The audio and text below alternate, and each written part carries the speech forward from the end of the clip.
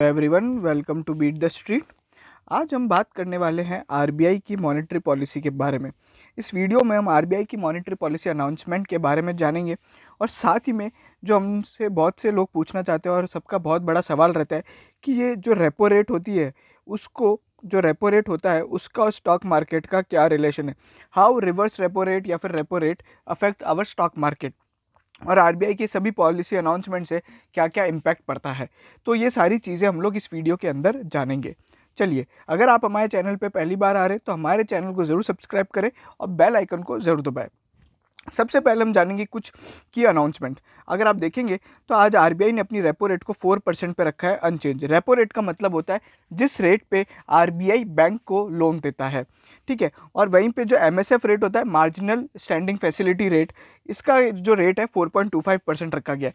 ये वो रेट है, ये शॉर्ट टर्म लोन होता है, ये 15 दिन का लोन होता है जो आरबीआई बैंकों को देती है और शेड्यूल बैंक्स को देती है, ठीक है। वहीं पे रिवर्स रेपो रेट का जो रेट रखा गया है वो भी अनचेंज है, 3.35%। अभी 3.35% और रिवर्स रेपो रेट से क्या मतलब हुआ।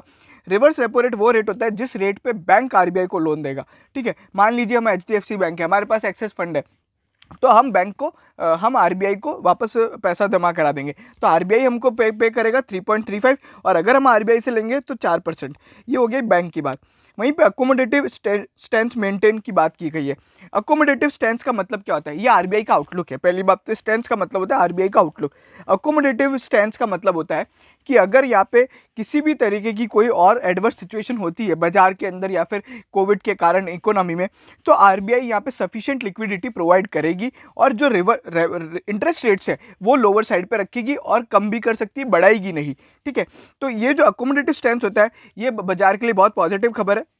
मतलब कुल मिला के गवर्नमेंट यहाँ पे आरबीआई जो कहना चाह रही है कि हम लोग प्रॉपर लिक्विडिटी यहाँ पे सपोर्ट देंगे जब जब चाहिएगा, और बाजार में जितनी जितनी लिक्विडिटी बढ़ेगी उतना उतना अपना स्टॉक मार्केट बढ़ेगा, ठीक है। और जो जीडीपी की ग्रोथ रेट का प्रोजेक्शन है वो यहाँ पे 10.5% रखा गया FY22 के लिए। इन्फ्लेशन का जो प्रोजेक्शन है वो 5.2% रखा गया है। ओवरऑल जो है बाजार में इसके कारण एक 400 पॉइंट की आज आपने रैली देखी थी, इसके कारण यहाँ पे आज 400 पॉइंट से बाजार भागा है। तो ओवरऑल यहाँ पे स्टॉक मार्केट काफ़ी खुश रहा और बॉन्ड मार्केट में भी यहाँ पे तेजी देखने को मिली। क्यों? क्योंकि अगर रेट बढ़ जाती तो जो बॉन्ड्स एग्जिस्टिंग बॉन्ड्स है उनका प्राइस डिक्रीज हो जाता है, ठीक है ना। तो ये सारी चीज़ें, अगर रेट बढ़ती है तो बॉन्ड प्राइस डिक्रीज होती है, रेट कम होती है तो बॉन्ड प्राइस यहाँ पे बढ़ जाती है, ठीक है। तो ये सारी चीज़ें, उसके अलावा क्या क्या है, एक इंक्लूजन फिनेंशियल इंक्लूजन इंडेक्स है जो हर साल जुलाई में पब्लिश करेगी। अगर आप जानना चाहते हैं फिनेंशियल इंक्लूजन इंडेक्स क्या होता है तो उसका वीडियो हम लोग यहाँ पे सेपरेटली आप आई बटन पे जाके देख सकते हैं। कुछ प्रायोरिटी सेक्टर के लिए यहाँ पे लोन की लिमिट बढ़ाई गई थी 75 लाख से, अब इसको यहाँ पे 75 लाख कर दी गई है 50 लाख से पर बोरोवर। इंटरऑपरेबिलिटी मैंडेटरी कर दी गई है प्रीपेड इंस्ट्रूमेंट्स के लिए।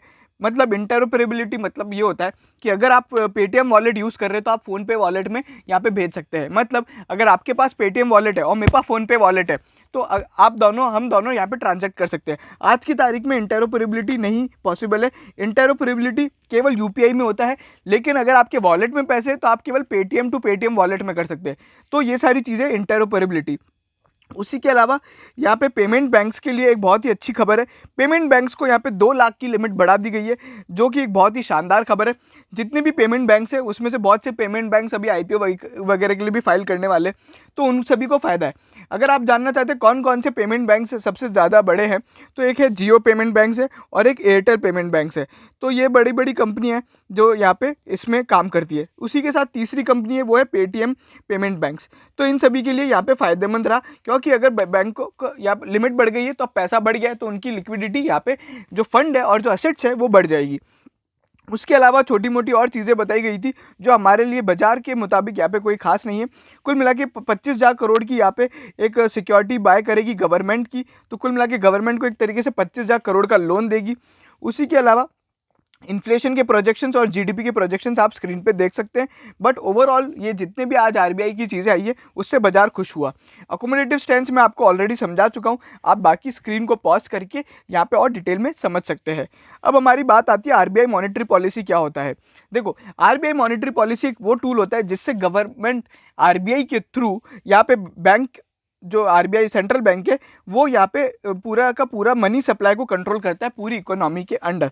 ठीक है, इसके कुछ टूल्स होते हैं और इसमें अपनी बहुत सारी चीज़ें भी बताता है, जैसे ग्रोथ, इन्फ्लेशन और जीडीपी वगैरह के आउटलुक, ये सारी चीज़ें करता है। ठीक है, अगर मैं बात करूं यहाँ पे रेपो रेट समझा है, रिवर्स रेपो रेट मैं ऑलरेडी समझा चुका हूँ। कैश रिजर्व रेशो क्या होता है? कैश रिजर्व रेशो ये होता है कि बैंकों को अपना कुछ प्रतिशत यहाँ पे हमेशा यहाँ पे आरबीआई के पास रिजर्व रखना पड़ता है। क्यों? कल को वो बैंक डूब जाए तो यहाँ पे आरबीआई के पास कुछ उनका कैश रहे ताकि वो लोगों का पैसा चुका सके, तो सीआरआर होता है। अगर सीआरआर बढ़ जाता है तो बैंक का यहाँ पे लिक्विडिटी इशू हो जाता है और बैंक की यहाँ पे जो लैंडिंग कॉस्ट है, जो फंडिंग कॉस्ट है बैंक की, वो बढ़ जाती है और इस कारण फंडिंग कॉस्ट बढ़ते ही अपना इंटरेस्ट रेट भी बढ़ जाता है। तो ये सारी चीज़ें वहीं पे अगर हम देखेंगे, इस तरह का एक और होता है एसएलआर भी होता है, वो भी लगभग इसी तरह की चीज़ होती है। वो बैंक को अपने पास मेंटेन करनी पड़ती है और सीआरआर में जो पैसा होता है वो आरबीआई को जमा कराना पड़ता है। ठीक है, तो ये सारी चीज़ें हैं। वहीं पे अगर हम बात करें इंटरेस्ट रेट से बाजार कैसे ऊपर नीचे होता है, मतलब रेपो रेट से यहाँ पे कैसे बाजार ऊपर नीचे होता है, अगर मैं आपको बताऊं तो देखिए, सबसे पहली बात, इंटरेस्ट रेट से जो चेंजेस होते हैं ना, वो यहाँ पे कभी भी डायरेक्ट नहीं होते। ये स्टॉक मार्केट पे इनडायरेक्ट इंपैक्ट डालते हैं। डायरेक्ट इंपैक्ट किस पे डालते हैं? सीधा सीधा बैंक्स पे और फिनेंशियल सेक्टर पे डालते हैं। अगर रेट बढ़ती है, ठीक है, तो यहाँ पे क्या होगा, जो बैंक है और बाकी जो एनबीएफसीज कंपनी है, उनकी यहाँ पे जो फंडिंग कॉस्ट है वो इंक्रीज हो जाएगी। जैसे ही उनकी फंडिंग कॉस्ट इंक्रीज होगी, वो यहाँ पे क्या करेगी, जो अपन लोन लेते हैं, ठीक है, अपन जो बैंक से लोन लेते हैं, होम लोन वगैरह, उस पर इंटरेस्ट रेट बढ़ा देगी।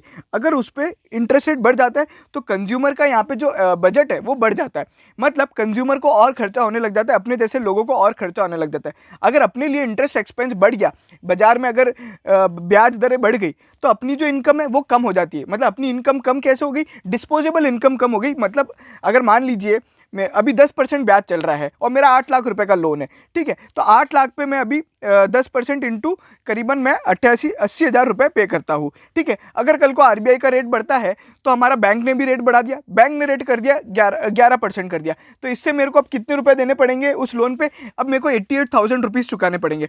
तो क्या हुआ, मेरा जो बजट है 8 हज़ार रुपये से हिल गया। अब मैं 8 हज़ार रुपये मेरे पास खर्च करने के लिए नहीं रहे, तो क्या हुआ, अब मैं बाजार में 8 हज़ार रुपये बैंक को पैसा दूंगा और मैं बाजार में खर्च नहीं करूंगा। अगर बाजार में एक कंज्यूमर अपना खर्चा नहीं करेगा तो कोई बिजनेस अर्न कैसे करेगा? फॉर एग्जांपल 8 हज़ार में मैं डी मार्ट से सामान लेता था, मैं कपड़े लेता था, तो वो सारी चीज़ें अब मैं वो नहीं करूंगा, तो जो डी मार्ट है या फिर कोई और कंपनी है, उसका यहाँ पे रेवेन्यू कम हो जाएगा।